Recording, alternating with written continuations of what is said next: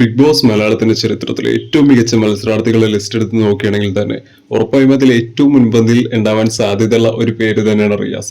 കാര്യം അദ്ദേഹത്തിന്റെ നിലപാടുകളായിക്കോട്ടെ, അത് വ്യക്തമാക്കുന്ന രീതി ആയിക്കോട്ടെ, അല്ലെങ്കിൽ അദ്ദേഹത്തിന്റെ കാഴ്ചപ്പാടുകളായിക്കോട്ടെ, അല്ലെങ്കിൽ അദ്ദേഹത്തിന്റെ മത്സര ബുദ്ധി ആയിക്കോട്ടെ, ഇതെല്ലാം കിടുവാണ് എന്ന് തന്നെ പറയാൻ പറ്റുള്ളൂ. കാര്യം അദ്ദേഹത്തിന്റെ ഒരു സീസൺ കണ്ടിട്ടുള്ള ആൾക്കാർക്ക് അറിയാം അദ്ദേഹം എത്രത്തോളം ബ്രില്യന്റ് ആയിട്ടുള്ള ഒരു പ്ലെയർ ആണ്, അല്ലെങ്കിൽ എത്രത്തോളം ബ്രില്യന്റ് ആയിട്ടുള്ള ഒരു വ്യക്തിയാണ് എന്നുള്ള കാര്യം. ഇദ്ദേഹത്തിന്റെ സ്ട്രാറ്റജീസും ഇദ്ദേഹത്തിന്റെ ഗെയിം പ്ലാനും എല്ലാം അറിയാവുന്ന ഒരാൾ എന്നുള്ളത് കൊണ്ട് തന്നെ ഇദ്ദേഹം ജഡ്ജായിട്ട് വരുന്നു അഗ്നിപരീക്ഷയിൽ എന്നുള്ള ഒരു കാര്യം അറിഞ്ഞപ്പോൾ തുടങ്ങി തന്നെ ഇതിനുവേണ്ടിയുള്ള ഒരു കാത്തിരിപ്പ് അല്ലെങ്കിൽ ഒരു പ്രതീക്ഷ ചെറുതൊന്നും ആയിരുന്നില്ല എന്ന് തന്നെ വേണമെങ്കിൽ പറയാം. അത് വളരെയധികം വ്യക്തമാക്കുന്ന രീതിയിലുള്ള ഒരു കാര്യം തന്നെയാണ്, അല്ലെങ്കിൽ ഒരു വീഡിയോ തന്നെയാണ് ഇപ്പൊ തന്നെ പുറത്തു വന്നിരിക്കുന്നത്. അതിനകത്ത് കറക്റ്റ് ആയിട്ട് റിയാസ് പറയുന്നുണ്ട് ഇത് കൂടുതൽ തീയാക്കും, അല്ലെങ്കിൽ നല്ല രീതിയിലുള്ള ഒരു അഗ്നിപരീക്ഷ തന്നെ താനെന്തായാലും സമ്മാനിക്കും, അല്ലെങ്കിൽ ആ ഒരു 20-21 ദിവസം അവിടെ എന്തായാലും നല്ല രീതിയിലൊരു തീക്കളമാക്കാൻ താൻ കാരണമാകും എന്നെല്ലാം വളരെയധികം വ്യക്തമായിട്ട് തന്നെ റിയാസ് എന്തായാലും പറയുന്നുണ്ട്. അതായത് ഏഷ്യാന്റെ സൈഡിൽ നിന്ന് ബിഗ് ബോസ് ടീമിന്റെ സൈഡിൽ നിന്ന് തന്നെ പുറത്തുവിട്ടിരിക്കുന്ന പുതിയൊരു പ്രൊമോയെ കുറിച്ചാണ് നമ്മൾ ഇന്നിപ്പോ സംസാരിച്ചുകൊണ്ടിരിക്കുന്നത്. വളരെയധികം വ്യക്തതയോടുകൂടി, അതായത് താൻ അവിടെ എന്താണ് ചെയ്യാൻ ഉദ്ദേശിക്കുന്നത്, അല്ലെങ്കിൽ ഈ ഒരു ഷോയിൽ തന്റെ കോൺട്രിബ്യൂഷൻ എന്തായിരിക്കും എന്നെല്ലാം വളരെയധികം വ്യക്തമാക്കുന്ന ഒരു പ്രൊമോ തന്നെയായിരുന്നു എന്ന് തന്നെ നമുക്ക് വേണമെങ്കിൽ പറയാം.